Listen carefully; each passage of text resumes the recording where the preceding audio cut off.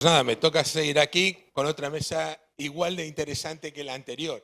Espero que nos pase lo mismo, que al final nos falte tiempo por interés, no porque se nos queden cosas en el tintero, que espero que no, así que vamos a agilizarlo lo más posible. Nos acompaña en la mesa César López, que es CEO de Leanspot. A mí me gustaría que ellos se presentaran, que nos explicaran un poquito qué es lo que están haciendo para que tengamos un contexto de lo que estamos hablando. Esto es diferente a las cámaras, todos sabemos cómo funcionan las cámaras. Esto creo que es más interesante que ellos muy brevemente nos digan qué es lo que están haciendo y a partir de ahí tengamos todos un contexto de cuál es su trabajo. Así que César. Perdón. Disculpad, que no me había dado cuenta de los micros. Bueno, pues nosotros somos Leanspot, una herramienta SaaS para la gestión de ecosistemas de innovación, y en concreto nuestra vinculación con el rural nace porque personalmente como CEO soy nacido en una pequeña aldea de Galicia de solo 6 habitantes y es una problemática que conocemos en profundidad.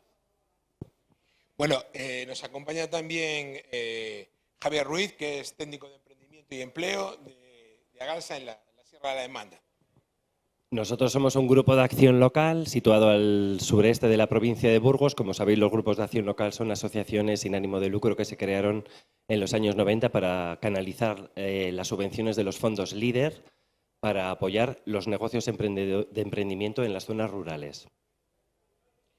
Y está también con nosotros Guillermo Soto, que es fundador de Talian. Buenas tardes. Yo en este evento de Startup Olé tengo dos gorras, una de inversor y me toca hablar en otra mesa que empieza a -4, con lo cual a lo mejor tengo que salir de aquí escopetado si Juan me hace la señal, pero aquí no estoy como inversor sino como emprendedor de una empresa que lo que hace es, pues una empresa que se llama Talian, no se ve, pero está por ahí abajo, se llama Talian, y lo que hace es atraer talento de perfil alto, de momento talento senior, es decir, ejecutivos que tienen ahora ancho de banda para trabajar en diferentes cosas. Activamos ese talento que es ponerles a hacer cosas, puede ser escribir en un blog, organizar un evento, dar formación, hacer proyectos y luego ofrecemos ese talento que ya lo conocemos muy bien en dosis fraccionadas a startups y a pymes. De forma que una startup se puede hacer con el talento de un director financiero, un director de cumplimiento normativo, un director comercial de perfil altísimo, pero al que solo le paga 4 horas por semana, por ejemplo. Y por último, Luis Luengo, que es el fundador de Rural Innovation Hubs.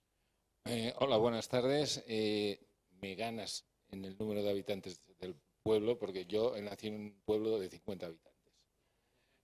Rural Innovation Hubs nace para traer la tecnología al mundo rural, aunque ya hay mucha tecnología, pero aún tiene que haber más, y sobre todo para que los jóvenes no se vayan del mundo rural. Bueno, aquí tiene un problema estas presentaciones, es que ellos hacen una presentación de una cosita de la que están haciendo, pero como hacen un montón de cosas, pues podríamos estar aquí mucho tiempo. Pero bueno, por lo menos para contextualizar un poquito su relación con el mundo rural, su trabajo en el mundo rural, pero todos ellos tienen un pasado y un presente mucho más complicado que el que nos han manifestado, ¿no? El título de la mesa habla de innovación rural. Yo creo que es un error, creo que lo que tenemos que hablar es de la innovación en el medio rural, es decir, se puede innovar cosas que son específicas de lo rural, pero se puede innovar en lo rural de una manera global y de una manera destinada fuera de lo global. Eso es una cosa evidente. Entonces a mí esa parte no me ha gustado y quería decirlo y creo que están de acuerdo, porque lo hemos hablado cuando hemos preparado esta mesa, ¿no? Si queréis hacemos un pequeño análisis de cuál es la situación del ecosistema, cuáles son esas conexiones, cómo está funcionando, cuáles son los problemas que hay, de dónde venimos un poco y dónde estamos, porque también hay que reconocer que venimos de dónde venimos y estamos en una situación mucho mejor. No todo es en el mundo rural un problema como la despoblación. En el mundo rural se están trabajando y se están haciendo muchas cosas bien. Yo vengo también de un centro, yo doy clase en un centro rural y se están haciendo muchas cosas bien. Tenemos un problema, sí, unos cuantos, ¿no? Pero vamos a ver un poco, un pequeño análisis de cómo está el mundo rural con respecto a la innovación y esas conexiones que se están dando en el mundo rural y esos movimientos que, como decía en mi tierra, a ver los años. Cualquiera, el que quiera. Venga, Guillermo, por si... Venga. Bueno, la Sierra de la Demanda es un territorio que está situado al sureste de la provincia de Burgos, 1.950 kilómetros cuadrados, 9.500 personas, una densidad de población de 2,5 habitantes. Parte de mi trabajo como técnico de empleo y emprendimiento de Agalse como Community Builder de la red de demanda Coworking Rural, me pasó un 80% de la jornada rompiendo estereotipos. Rural no quiere decir más que somos pueblos de menos de 2.000 habitantes y punto. Dentro de la España rural existen empresas tan pioneras como Mingo Calcetines, que ya está trabajando en un calcetín que fabrica con fibra reciclada de residuos que recogen del Cantábrico, ya tiene un calcetín que está 100% reciclable y reciclado. Eso como un simple ejemplo. Otro ejemplo puede ser una empresa B2Space que trabaja en satélites de baja órbita que se va a instalar en un pueblo de 100 habitantes. Rural lo único que quiere decir es que es de menos de 2.000 habitantes. No creo que tengamos una competencia con el mundo urbano o con las ciudades. Creo que el problema de la innovación es un problema que está asociado al cambio. No estamos preparados muchas veces para el cambio. El cambio siempre es algo complejo, no deseado, aunque sea para bien, incluso aunque sea deseado. El mundo rural, lo que hacemos los agentes de desarrollo rural es facilitar información, acercar a los agentes, como bien dice el título de la ponencia, todas las soluciones que hay en el mercado. Es nuestra labor estar informados, ver lo que está en el mercado y atraerlo al territorio.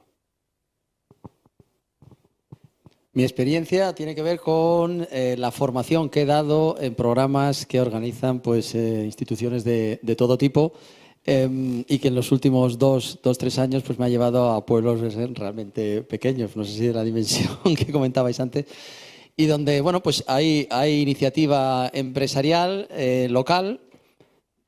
Me llamó muchísimo la atención que un porcentaje elevado, superior al 50%, era emprendimiento femenino. No me lo esperaba y en algunos casos superaban los 2/3, lo cual estaba muy bien. La característica de los proyectos, por lo general, eran pues, hombre, de potenciación de recursos de la zona para hacerlos llegar inicialmente a su territorio y, si fuera posible, más allá, que muchas veces no saben cómo, y es donde ayuda como la que les podemos dar los que hemos hecho crecer negocios a otras escalas, pues ese conocimiento, esa experiencia se la podemos hacer llegar al entorno rural. Y yo lo que, claro, con respecto a otro tipo de proyectos que vemos en otros contextos, pues quizá yo percibía una falta de ambición, pero muy sana, porque no necesariamente los negocios o los proyectos tienen que nacer para hacer ni rico al emprendedor ni a su inversor, ¿no? Entonces, yo creo que tienen una ambición muy saludable y que quieren hacer llegar ese negocio a lo justo para tener el tipo de vida que buscan, ¿no? Y no necesariamente mucho más allá. Y eso, si lo pensamos, pues acaba teniendo muchísimo sentido, ¿no? Como muchas de las cosas que se hacen en lo rural. Entonces, esto fue lo que a mí me llamó la atención positivamente de esta experiencia que he tenido como yo os digo, como formador en el entorno rural de emprendedores durante los 2 últimos años. Una observación muy perspicaz. La verdad es que es así. Los que conocemos el mundo rural y lo vivimos día a día, constatamos que eso es así, pero es, como dices tú, es una falta de ambición positiva. César, si nos haces también un análisis, también un poco comparándolo con otros mundos rurales que tú conoces bien, en el que estás viviendo. Correcto. Yo, por circunstancias, estoy en el rural europeo, en concreto en Alemania, y sí que es verdad que se nota, sobre todo a nivel de infraestructura, se nota una diferencia, por ejemplo, con la provincia de Lugo, donde estoy ubicado, donde nací yo, por decirlo de alguna manera, donde realmente pues, ves una desconexión, por decirlo de alguna manera, rural en Centro Europa no viene implícito con el concepto de desconexión. Y lo que vemos es que pues, hay un esfuerzo, por ejemplo, a nivel alemán, ¿no? No hablo únicamente de infraestructura, tema de carreteras, sino comunicación, hacer una inversión en realmente conectar los núcleos poblacionales, que en el caso de Alemania la dispersión poblacional es muy diversa, ya que hablamos de pueblos donde 1.000, 2.000 habitantes y hay una empresa multinacional que trabaja en 30 mercados. Es decir, ellos trabajan de forma mucho más unificada la economía, no hay tanta diversidad, más dispersión y pyme, y lo que vemos fundamentalmente es muy buena administración, que creo que esto ya es sobradamente conocido por parte de las instituciones alemanas, y luego esa conexión con el mundo urbanita, ¿no? Que eso quizás, hablando de Galicia, que es lo que más conozco de primera mano, pues se echan falta. Y añado una capa más, que una de las cosas que realmente admiro de Centro Europa es ese cariño por la biodiversidad, por cuidar también de los montes. Que de vez en cuando, pues en España, creo que es un eje de mejora que tenemos sobre la mesa. Bueno, sobre el tema de las administraciones públicas hablaremos más adelante, porque también es un tema muy interesante que creo que debemos de tocar y que en el mundo rural a veces pues se echan en falta algunas cuestiones. Otras no, pero algunas sí. Luis nos puede comentar ahora la situación de una provincia muy concreta, que es Zamora, donde tiene un problema muy grave, que es el problema de la despoblación.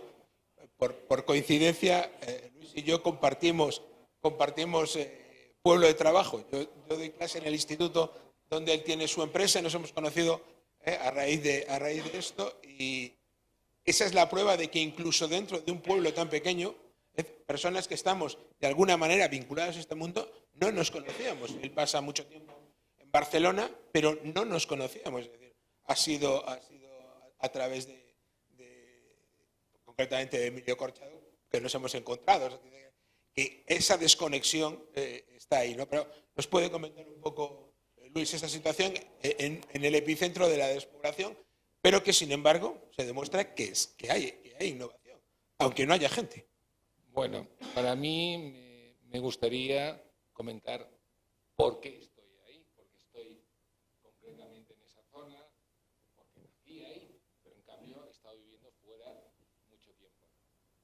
¿No se oye? Ahora se oye. Bueno, que nací en esa zona, he estado viviendo fuera mucho tiempo, desarrollando tecnologías y cuestiones de estas, y decidí volver pues, a la tierra, al origen, y bueno, encontrarme con una situación en la cual pues, el fenómeno es la despoblación, el fenómeno es que si midiésemos cuál es la edad media de los agricultores, encontraríamos un dato interesante, que no lo sé exactamente, me gustaría que me lo dijese alguien.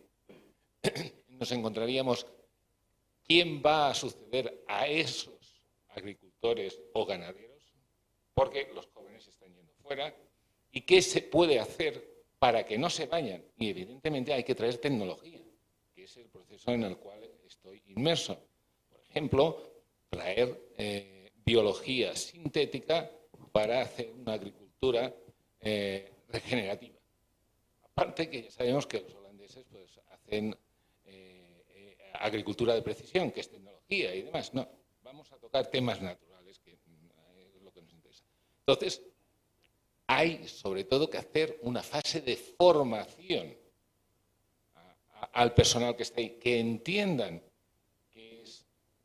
que existe posibilidades de seguir adelante, que los hijos no se tienen que ir y que los hijos se quieran quedar. Pero para eso hay que crear una infraestructura y trabajar en ello, que es lo que hemos venido a hacer nosotros.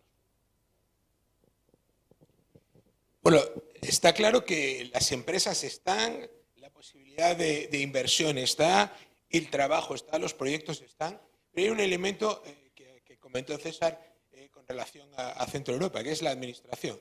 Hay tres elementos que nosotros hemos hecho un pequeño análisis preparando la mesa, y es cuál es el papel que debe tener la administración y ver si lo tiene o no. Lo que parece claro que debe ser la generación de escenarios favorables para que el emprendedor, para que el inversor, para cualquiera de los agentes que esté involucrado pueda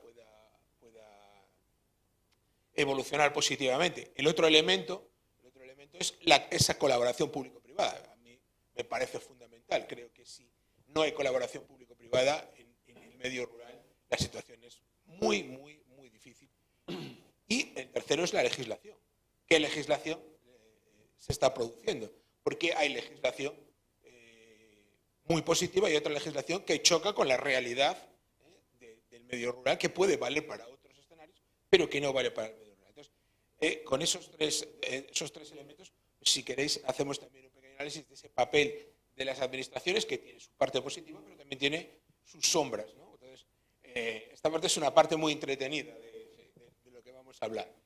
Luis, le vamos a dar la palabra a Luis porque sí, me gustaría empezar. Ya lo tiene claro, ya quiere empezar. No, vamos a ver. Siempre se habla de lo público y lo privado, siempre se habla de que hay que hacer cosas público y privado. Nos estamos olvidando de otra tercera pata que para mí es importante, que es el sector plural. El sector plural es aquel sector sin ánimo de lucro que está haciendo cosas y que cada vez está creciendo más. Esto es importante. Y eso lo puede hacer la Administración, ayudarle a que crezca más. Yo creo que ese es uno de los papeles. Por ejemplo, nosotros acabamos de aterrizar y ya nos hemos metido en el clúster CIVI. Eso es un clúster sin ánimo de lucro que quiere hacer cosas, que aglomera a empresas, a instituciones, a universidades y que se definen proyectos a partir de ahí. Por lo tanto, creo que es muy importante pensar en las tres patas, no en las dos patas. El público, el privado y el sector plural. El sector público tiene que apoyar a ese sector plural. Yo pongo un ejemplo. Los hospitales de Canadá son del sector social, o sea, plural. ¿Por qué? Porque son financiados por el sector público, pero son gestionados por el sector plural. Situaciones de estas tendrían que ir creciendo más, porque crea un equilibrio. Todos nosotros o estamos en el sector público o estamos en el sector privado, pero realmente colaboramos con el sector plural. Y eso cada vez está jugando un papel más importante. Apoyo al sector plural para mí es un elemento necesario en el ecosistema. Bueno, entonces vamos a dar la palabra a Javier, que estaba asintiendo desde la primera palabra. Es que no puedo estar más de acuerdo contigo porque a Galsa, los grupos de acción local, somos el sector plural, Luis. Nuestros socios son administraciones públicas como los ayuntamientos, empresas privadas y el mundo del asociacionismo, tan imprescindible para ejecutar ciertas políticas que son las del día a día. Lo que hacemos nosotros es conectar las necesidades de las empresas con la capacidad que tienen las administraciones públicas a nivel local. Nosotros no podemos influir en otras políticas a nivel de comunidad autónoma, etcétera, etcétera, pero sí a nivel local. Los alcaldes son socios de nuestra asociación, están en contacto con las empresas, ven sus necesidades y ven en qué pueden ayudar. Además, el mundo del asociacionismo, tan olvidado y tan necesario en el mundo rural. Bueno, mea culpa por no haber incluido al sector plural, pero bueno, aquí veis que tenemos gente que rápidamente lo incluye y lo tiene claro, pero por eso es absolutamente plural lo de la representación, hay de todo. Guillermo. Sí, mencionabas al introducir la pregunta que no estaba seguro si lo ibas a hacer o no, pero lo has hecho, que el Estado, las administraciones tienen que crear las condiciones para que los emprendedores y los inversores puedan realizar su labor. En el proceso de maduración de una empresa, desde su génesis y hasta que ya no prospera y triunfa y tiene éxito, pues pasa por diferentes fases en las que la financiación a la que puede acceder pues varía, ¿no?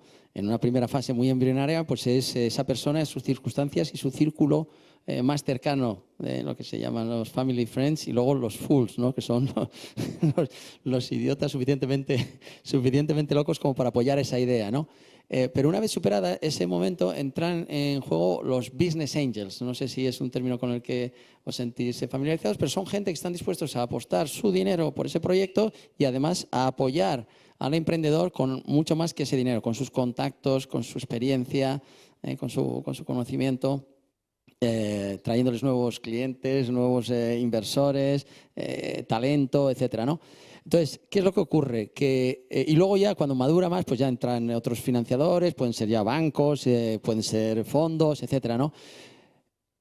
En esa fase crítica en la que ya el círculo más cercano desaparece porque ya las cantidades a invertir son grandes y antes de que entren fondos, bancos, etcétera, en donde están los business angels, ocurre que si un business angel no sabe muy bien lo que hace, lo más normal estadísticamente es que invierta 5, 10.000, 25.000 euros y lo más normal es que los pierda. Porque es así, estadísticamente es así. Mientras que hay mecanismos que hacen que eso no ocurra. Es decir, que es la agrupación de Business Angels alrededor de sociedades, normalmente sociedades limitadas, que funcionan con unos criterios, con unos protocolos que cuando se siguen con rigor y cuando el número de inversiones es suficientemente grande, resulta que hace que, estadísticamente, en lugar de que se pierda el dinero, se multiplica por 3.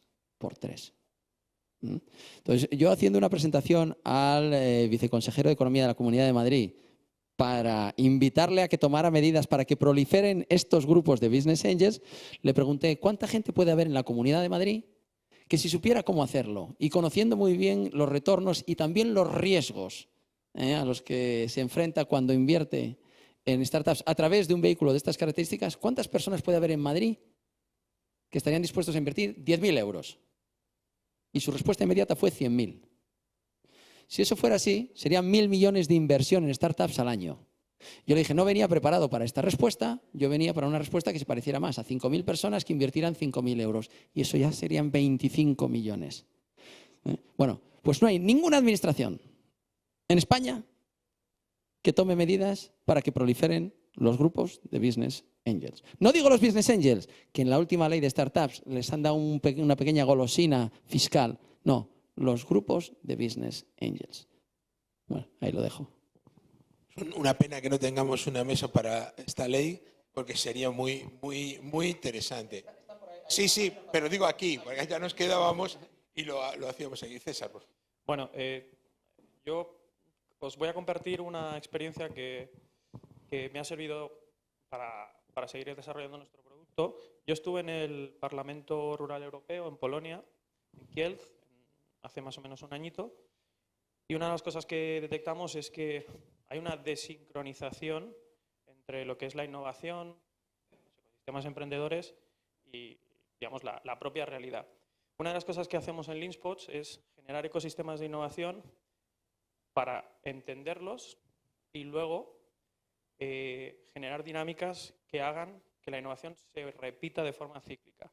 Y nosotros creamos soluciones GovTech para, obviamente GovTech es un anglicismo que quiere decir tecnología para gobiernos, que lo que permite es entender la problemática y generar soluciones, en este caso pues utilizando inteligencia artificial. Es decir, la unión entre los diferentes actores del ecosistema, conocer las carencias estructurales que existen. Obviamente lo que ha mencionado Guillermo con la financiación es un pain muy importante, pero luego también hay temas de formación, hay temas incluso relacionados con la dispersión poblacional, por lo tanto hay que irse a modelos de hibridaje o totalmente online y que entiendan la curva de aprendizaje de un emprendedor que puede venir de un entorno rural o de un emprendedor que puede estar buscando como solución a su proyecto el ubicarse en un entorno rural para generar una competitividad en mercado, ¿no? Todo esto que sobre la mesa estaba muy disperso, lo que hacemos desde Leanspots es aglutinarlo a través de una cosa que se llama ecosistemas de inteligencia de datos que permiten a la administración, o permitirán, que no me quiero meter en un lío, tomar mejores decisiones en cuanto al desarrollo rural. Bueno, hemos visto un poco esta relación con las administraciones públicas y ahora vamos a ver qué tipos de proyectos están llegando, tipos de proyectos de innovación están llegando desde el medio rural, cuáles son sus posibilidades de éxito, cómo las veis, posibilidades de financiación, ver un poco también qué es lo que se tiene que presentar, qué es lo que no y cuáles son los problemas que vemos y los tipos de iniciativas. Por ejemplo, Guillermo, si quiere empezar. Bueno, yo creo que para lo que decía, para los emprendedores, ahora hay muchísimas ayudas, al punto que hay empresas que se dedican nada más que, y van a éxito en muchos casos, que se dedican a gestionar todas las solicitudes de ayudas que puede haber, locales, nacionales, regionales, europeas, etcétera. O sea que ayudas para el emprendimiento hay. Yo creo que los emprendedores tienen que saber lo que decía antes, ¿no? Muy bien en qué fase están y si su proyecto es viable. Muchas veces uno se enamora de su proyecto y su producto de tal manera que le pierde un poco la noción, pero puede ser viable, puede ser subvencionable, puede ser financiable, puede ser invertible por un inversor del estilo de un business angel. Entonces hay que entender muy bien cuáles son las opciones en función de la fase y las características del proyecto, cuáles son los mecanismos de financiación que podemos tener y en función de eso, si pues todo apunta a que soy invertible por un business angel o por un grupo de business angels, entonces lo que tengo que hacer es prepararme muy bien para esa solicitud de financiación. Porque lo que suele hacer un emprendedor es preparar un único mensaje que le chuta a un universo de potenciales inversores, el que sea, 30, 40, 50, 100, y es siempre el mismo mensaje. Y no hay nada más equivocado que eso. Dado que son entes bastante escasos, estos business angels, lo que hay que hacer es cada oportunidad que tenemos de hablar con un business angel va precedida de un análisis tremendo de ese business angel, si es un grupo de business angel de ese grupo, y conociendo muy bien en qué han invertido, en qué no, bajo qué criterios, analizar su cartera, dónde se la han pegado, dónde no. Y todo eso, casi todo eso está disponible, esa información está disponible. Entonces, la invitación a los emprendedores que nos estén escuchando es preparad muy, y da igual que sea que vayáis a un banco, a un fondo, a un inversor particular o a un amigo. Preparad muy bien el mensaje y pensad cómo podéis responder a lo que ese inversor realmente busca. Y que es diferente si es un banco, que si es un inversor privado, que es un fondo, etc. Javier, ¿qué tipo de proyectos estáis viendo vosotros? Bueno, nosotros lo principal, creo que ya lo he dicho, es romper estereotipos, decir que desarrollar un negocio en el mundo rural significa que tienes un 85% de competidores, porque como no hay de nada, si tú abres allí algo, pues vas a ser el único. El coste de abrir tu negocio se va a reducir drásticamente porque yo pago 280 euros por el alquiler de un piso de 100 metros cuadrados, 45 euros por un espacio de coworking y el Grupo de Acción Local me ha dado el 30% de los costes de abrir mi negocio. ¿Qué hacemos de innovación? Todo lo que podemos, no solo en proyectos propios, como en proyectos de cooperación con otros grupos de acción local, Living Museums, Demanda Coworking Rural, la red de espacios de coworking que hemos creado en la Sierra de la Demanda, ha tenido un éxito brutal, ha ampliado la red y ahora somos CoWocil, la red de espacios de coworking de Castilla y León. Y lo que tenemos que hacer es tener las orejas bien abiertas y juntarnos con gente brillante, como la gente que me acompaña hoy, con la que ya he colaborado en el pasado y seguiré colaborando en el futuro.